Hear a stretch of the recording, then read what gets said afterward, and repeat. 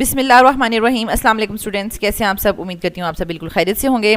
Students, आज की video आप तमाम स्टूडेंट्स के क्वेश्चंस के आंसर में बनाई गई है। बहुत से स्टूडेंट्स का रिपीटेडली क्वेश्चन आ रहा था एग्जामिनेशन पॉलिसी को लेके, पासिंग जो पॉलिसी होती है पीबीए का, स्पेशली स्टूडेंट्स पूछ रहे थे क्योंकि रिसेंटली आपको पता है कि लास्ट वीक में जो है वो पीबीए के एग्ज़ाम्स ख़त्म हुए हैं, और अगर कुछ स्टूडेंट्स के अगर अच्छे नहीं हुए तो वो पूछ रहे थे अबाउट दैट के उसकी पासिंग पॉलिसी क्या है। ठीक है, उसके अलावा रिजल्ट की डेट्स बता दें, ठीक है, जो एक्सपेक्टेड डेट है, और एनुअल डेट्स बता दें। ठीक है, तो इस वीडियो को आपने कंप्लीट वॉच करना है क्योंकि इसमें आपको कंप्लीट सारी इन्फॉर्मेशन दी गई है। फेडरल बोर्ड को कॉल करके तमाम की तमाम इन्फॉर्मेशन ली गई हैं। ठीक है, तो आपका जो तमाम कन्फ्यूजन्स थी वो सब की सब दूर हो जाएंगी। इसके अलावा आपको अगर आपको कोई क्वेश्चन पूछना है तो आप कमेंट बॉक्स में पूछ सकते हैं, और फिर आपके सवाल के जवाब में जो है वो आपके लिए properly answers of your question में वीडियो बनाई जाएगी इंशाल्लाह।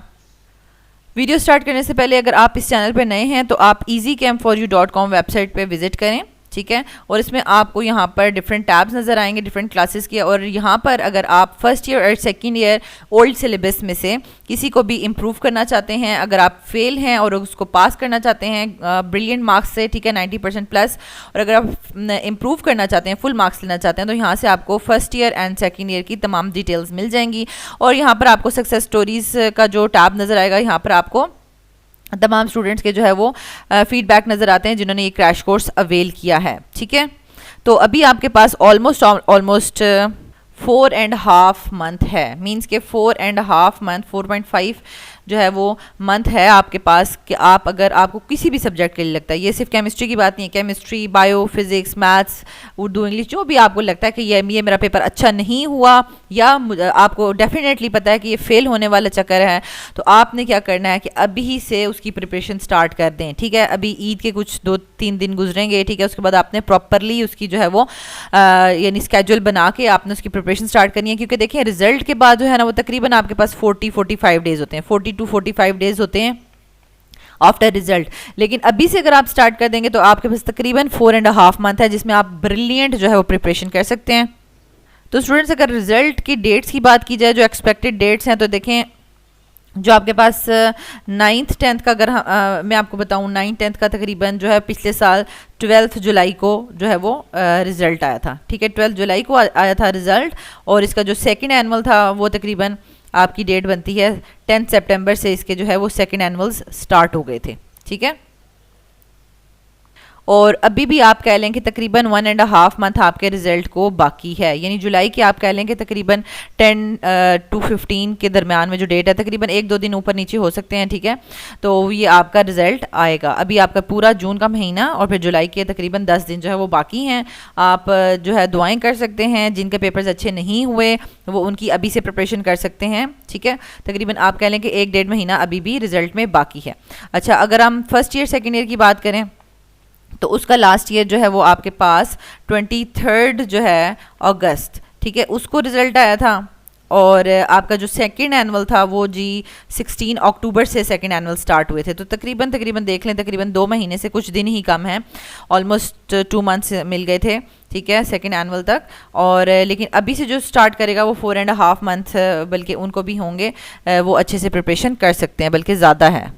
फर्स्ट ईयर सेकेंड ईयर वालों के लिए मैंने ये बताया था कि फर्स्ट ईयर सेकेंड ईयर वालों के लिए 4.5 मंथ है, वो अच्छे से दोबारा से इम्प्रूवमेंट के एग्ज़ाम्स की, या फेल हैं तो पास के लिए जो है वो प्रिपरेशन कर सकते हैं।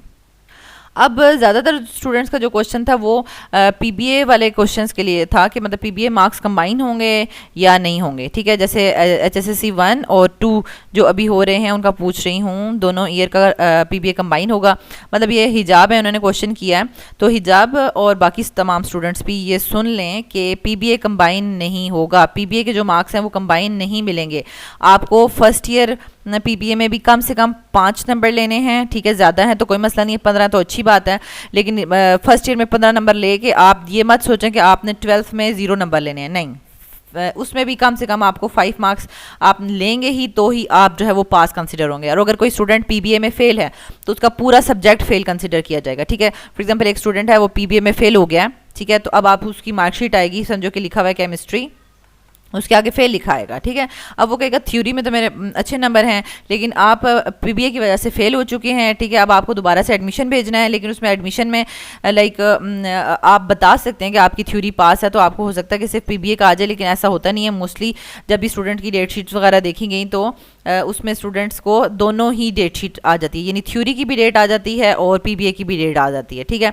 अब वो थ्योरी में असल में स्टूडेंट पास होता है तो वो एब्सेंट हो जाए तो भी कोई मसला नहीं है, वो जाए ही ना, क्योंकि वो थ्योरी में पास था। वो सिर्फ पीबीए में फेल था तो वो सिर्फ पीबीए में ही जाए, ठीक है।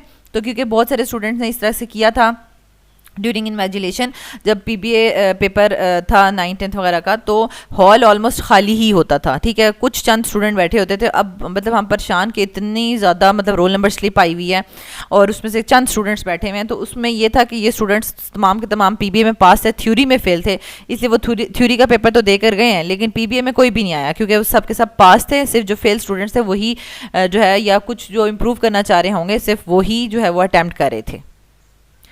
नेक्स्ट आपके पास जो है, इसमें भी इन्होंने किरण ने भी पीबीए कंबाइन का पूछा था, वो भी मैंने आपको क्लियर कर दिया है। और अच्छा, अब आपको मैं बता दूं कि देखें इसका तो आपको अलग अलग से 33% चाहिए ना, ठीक है। लेकिन जो आपकी थ्योरी है ना, थ्योरी में आपको जो है ना वो कंबाइन होके ही मिलेंगे, ठीक है। कंबाइन होके आप पास हो जाएंगे। फॉर एग्जांपल अगर आप 11th में आपके टोटल 85 मार्क्स हैं, ठीक है, 12 में भी आपके टोटल मार्क्स जो हैं वो 85 हैं, ठीक है। इनको कंबाइन करके आपके पास जो है वो 170 मार्क्स बन जाते हैं, और 170 का जो है वो 33% जो है वो आपके पास बनता है, ऑलमोस्ट 57 मार्क्स बनते हैं, ठीक है।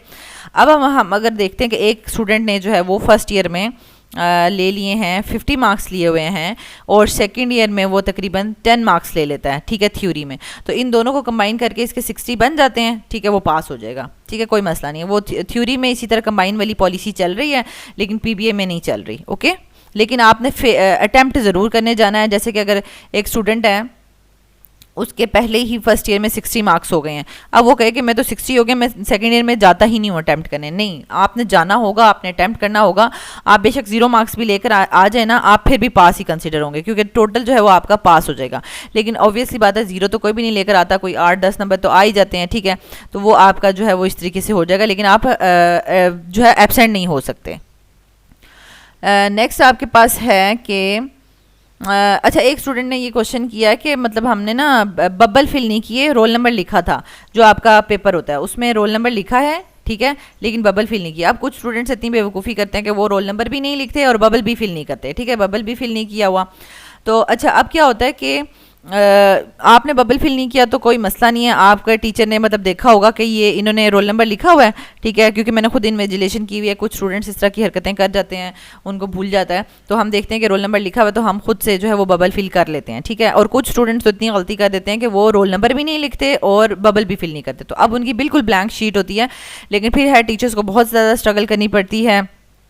आपके पेपर के ऊपर सीरियल नंबर होता है, ठीक है, उसको देखना पड़ता है, आपकी ऑनलाइन अटेंडेंस गई होती है, फिर आपका किस स्टूडेंट के बाद नंबर आ रहा है वो सीरियल वाइज अरेंज किया जाता है, फिर आपका यानी रोल नंबर टैग किया जाता है, वो उसको फिर लिखा जाता है, उसके बबल्स फिल किए जाते हैं। तो ये आप कह लें पूरा घंटे का काम हो जाता है, जो स्टूडेंट्स की वजह से हो जाता है। लेकिन यह है कि मोस्टली स्टूडेंट्स जो है वो कंप्लीट करते हैं, और साथ साथ टीचर्स को भी ये कहा जाता है कि ड्यूरिंग इन्वेजिलेशन आप जो है ना सब स्टूडेंट्स के पेपर पर नज़र डालें और हर एक का मेक श्योर कर लें पेपर ख़त्म होने से पहले कि सब ने रोल नंबर लिखा हुआ है और वो बबल्स भी फिल किए हुए हैं। तो मोस्टली ऐसा नहीं होता, ये अगर टीचर कभी भूल जाएं, अगर वो रीचेक करना भूल जाएं तो कुछ स्टूडेंट्स इस तरह की हरकत कर देते हैं, ठीक है, इसलिए परेशान नहीं होना, ये आपका ओके हो जाएगा। फिर डिग्री पे कुछ फ़र्क पड़ता है, यानी मतलब लाइक ये इन्होंने पूछा था कि सेकंड एनुअल अगर हम देंगे तो क्या डिग्री पे कुछ फ़र्क पड़ता है या इंप्रूव करेंगे, तो कुछ भी फ़र्क नहीं पड़ता, बस फ़र्क यही पड़ता है कि आपके मार्क्स अगर आपने मेहनत की हुई है तो ज़्यादा हो जाते हैं, तो आगे फर्दर एडमिशन में आसानी हो जाएगी। इंप्रूवमेंट वगैरह आपने की है तो डिग्री पे कुछ मेंशन नहीं होता, क्योंकि जब आप एक स्टूडेंट है जो पिंडी बोर्ड से है, ठीक है, अच्छा, एक स्टूडेंट है जो फेडरल बोर्ड से है, अच्छा, एक स्टूडेंट है जो कराची बोर्ड से है, ठीक है, यानी डिफरेंट, आप सरगोदा बोर्ड से है।